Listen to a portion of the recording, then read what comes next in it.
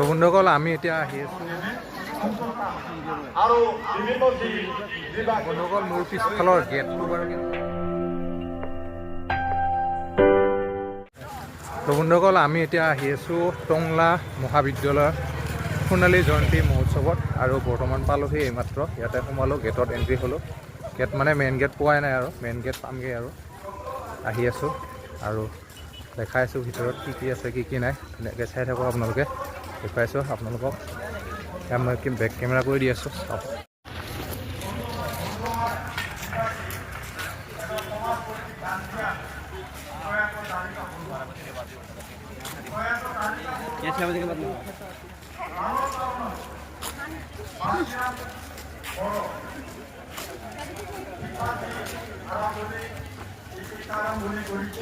তো বন্ধুসকল মেইন গেটটো পালোহি আৰু মেইন গেটটো ইমান ধুনীয়াকৈ সজাইছে দেখাই আছোঁ ওচৰৰ পৰা পালোহি মেইন গেট আৰু পিছফালে মানুহ মেইন গেটটো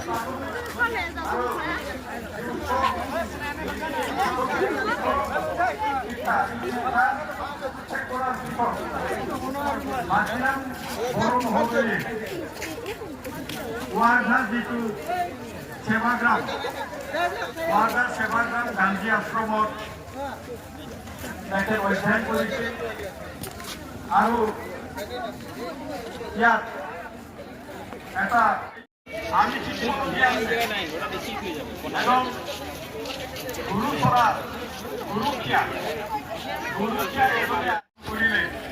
আমি তো বন্ধুসকল মোৰ পিছফালৰ গেটটো বাৰু কেনেকুৱা লাগিছে আপোনালোকে এবাৰ কমেণ্ট কৰি জনাবচোন সেয়া পালোহি এতিয়া যাম আমি ভিতৰত ভিতৰলৈ সোমাই যাওঁ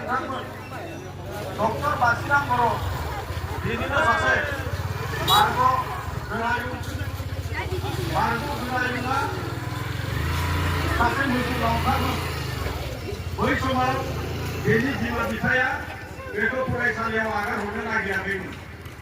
मानोना बे फरायसालियाव फैयोब्ला बेनि बेखौ लावखार दोननानै मोननाय जिखिनि बेथन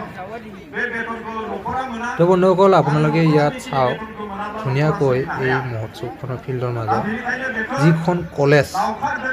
যিখন কলেজৰ ওপৰত ভিত্তি কৰি আজি 50 বছৰ হোৱাৰ বাবে গোল্ডেন জুবলি চেলিব্ৰেশ্যন মনোৱা হৈছে টংলা কলেজৰ নামত টংলা মহাবিদ্যালয় আৰু ইয়াতে স্থাপিত হৈছিল 1970 আৰু 2020 মানে 50 ইয়াৰ্ছ কমপ্লিট হৈছে বন্ধুসকল হয়তো বৰ্তমান ইমান মানুহ অহা নাই আৰু আজি প্ৰগ্ৰাম আছে ৰাতি আহিব পৱনদীপ ৰাজন আৰু চাওঁ আমি ৰাতিলৈকে থাকোঁ নে নাথাকোঁ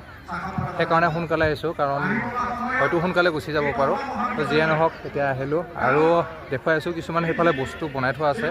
তো দেখুৱাই আছোঁ আপোনালোকক সেইফালে বাঁহৰ কিছুমান সজাই থোৱা ধুনীয়া ধুনীয়া বস্তু আছে তাতে গৈ আছোঁ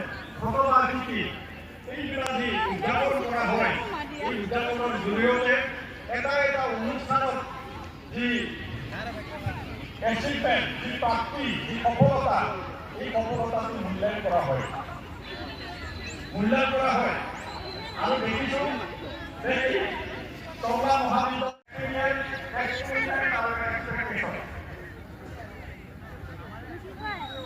আমি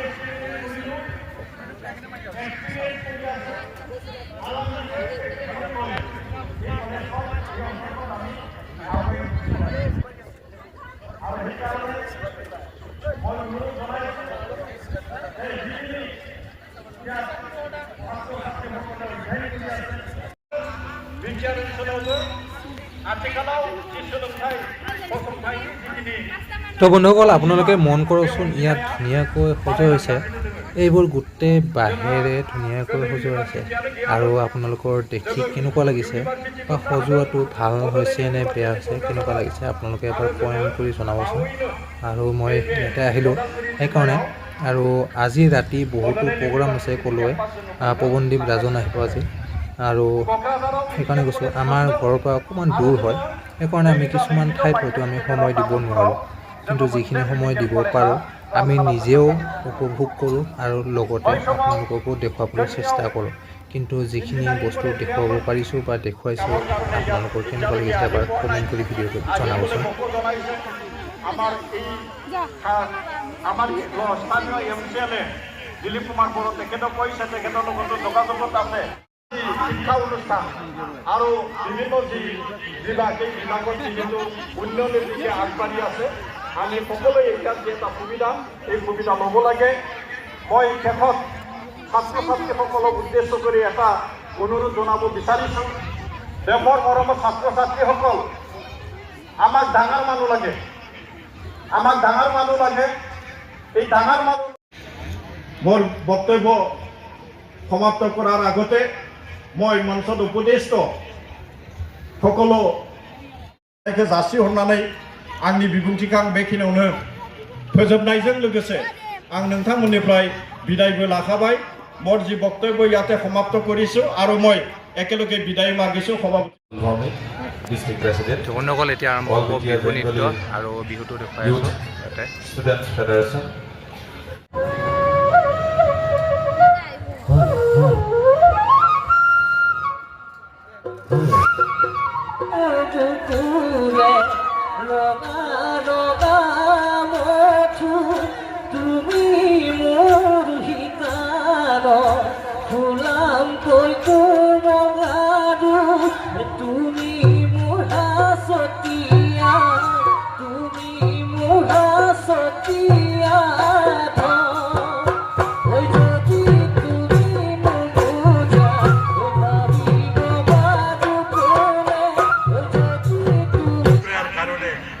প্ৰচেষ্টা চলাইছে য'ত আমি অংশীদাৰ হৈছোঁ বিধায়ক হিচাপে আমি অসমৰ মুখ্যমন্ত্ৰী ডাঙৰীয়াক দিন ৰাত এই ক্ষেত্ৰত সহায় কৰি আহিছোঁ আৰু বন্ধুসকল এতিয়া ইয়াৰ পৰা ওলাই দিওঁ আৰু ৰাতি আছে প্ৰগ্ৰাম ৰাতি আহিব আৰ্টিষ্ট ছিংগাৰ আহিব চ' এতিয়া বৰ্তমানৰ কাৰণে আমি ইয়াৰ পৰা ওলাই গৈছোঁ আৰু ৰাতি যদি থাকোঁ তেতিয়াহ'লে ৰাতি হ'ব চেষ্টা কৰিম মোৰ লগত